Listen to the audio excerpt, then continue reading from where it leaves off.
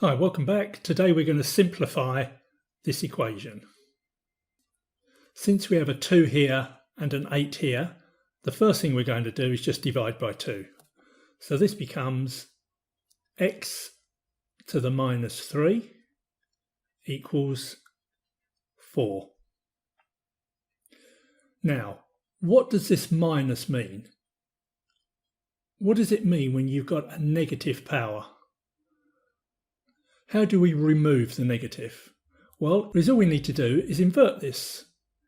So this becomes 1 over x cubed equals 4. Now we're going to invert both sides. So 1 over x cubed just becomes x cubed over 1. In other words, x cubed. And you can think of 4 as being 4 divided by 1. So inverting that gives us 1 over 4.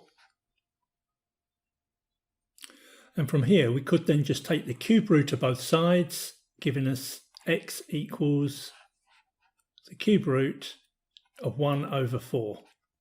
Or 1 over the cube root of 4. But that's a bit messy, and in maths we don't normally leave a cube root in the denominator. So I'm not actually going to do that. Instead, I'm going to rewrite this line here as x cubed equals 2 over 8.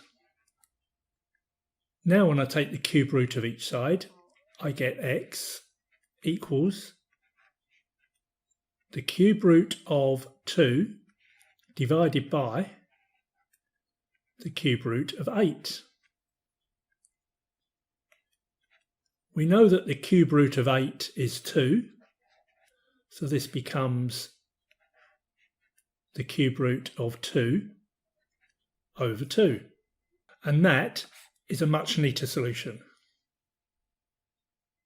The key thing to remember here is that when you have a negative power, you can rewrite it like this.